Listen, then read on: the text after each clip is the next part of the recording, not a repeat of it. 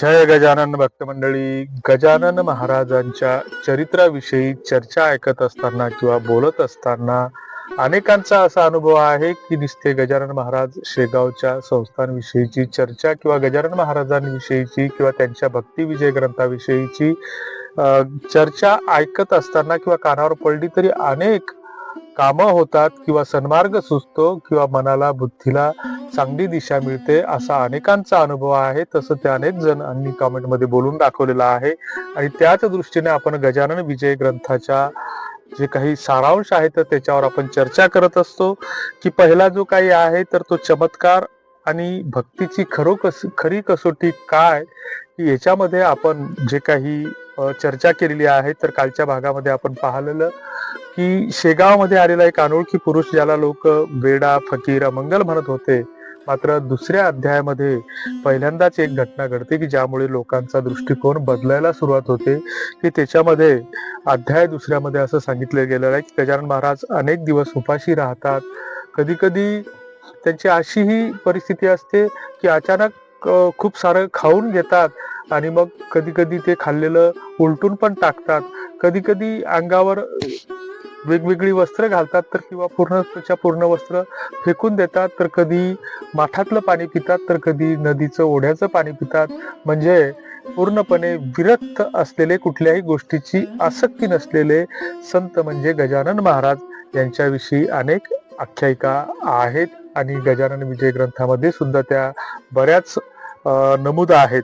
जर गजानन महाराज चरित्रामध्ये अनेक असे प्रसंग सांगितलेले आहेत की गजानन महाराज अचानक एखाद्या घरामध्ये स्वयंपाक सुरू असतो आणि त्या ठिकाणी प्रकट होतात. आणि त्या ठिकाणी प्रकट झाल्याच्या नंतर पहिल्यांदा त्या घरातील स्वयंपाक करणारी स्त्री घाबरते.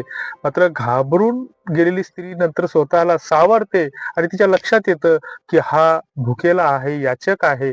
आणि मग ती त्याला भरभरून मनाच्या काळजीनं ते अन्न देते. म्हणजे तिच्याकडे कुठंतरी ती दानवृत्ती आहे, कंजूशीची भावना नाही. आणि मग ज्या वेळेस अशी व्यक्ती दुसऱ्याला दान किंवा दानत किंवा मनापासून देण्याचा प्रयत्न करते तर त्याच्यामध्ये कुठेही केव्हाही अन्नधान्याची कमतरता पडत नाही. हा असा अनेकांचा अनुभव आहे. तुमच्या आमच्या बाबतीतही तेच घडतं की याला कुठलाही आपल्याला चमत्कार म्हणता येणार नाही. कारण देणाऱ्याने देत जावे, घेणाऱ्याने घेत जावे, देता देता एक दिवस घेणाऱ्याचे हात घ्यावे, ही जी विंदा करंदीकरांची कविता आहे तर ती एक दानत भावनेवरच आधारित आहे की त्याच्यातून दानत वृत्ती म्हणजे देणाऱ्याची आणि घेणाऱ्याची प्रचिती त्याच्यातून येते. की निसर्ग जो आहे तर निसर्ग सगळ्यात मोठा दानी आहे की तो आपल्याला, तुम्हाला, आम्हाला सगळ्यांना भरभरून देतो. त्याच्यानंतर जर दुसरा कोणी दानी असेल तर तो आपला शेतकरी आहे, या जगाचा पोशिंदा आहे की जो वानवळ्याच्या रूपामध्ये तुम्हाला आम्हाला सगळ्यांना देतो, सगळ्या जगाचं भरण पोषण करतो. आणि मग निसर्ग ज्यावेळेस आपल्याला भरभरून देतो तर भरभरून देत असताना आपण सुद्धा कृतज्ञतेच्या भावनेनं आपण सुद्धा काही निसर्गाला परत दिलं पाहिजे. म्हणजे एक झाड तोडलं तर आपण त्याच्या जागी 4 झाडं लावली पाहिजे. ही जी काही परोपकाराची किंवा देण्या घेण्याची जी काही साखळी आहे तर ती जिवंत ठेवली पाहिजे. मात्र आपण काय करतो की बऱ्याचदा हे साखळ्या तोडण्याचा प्रयत्न करत आहोत. आणि ह्या साखळ्या तुटत असताना मग हे पाप कुठंतरी मिटवण्यासाठी किंवा धुवून काढण्यासाठी मग आपण ईश्वरी तत्वाच्या मागे लागतो. आणि मग अशांना, मग जर तुमचं मन शुद्ध नसेल, तुमचं आचरण शुद्ध नसेल, तुमची कृती शुद्ध नसेल, बाकीच्या गोष्टी शुद्ध नसतील तर मग अशाने देव प्रसन्न कसा होणार, असाही प्रश्न अनेक जण निर्माण करतात.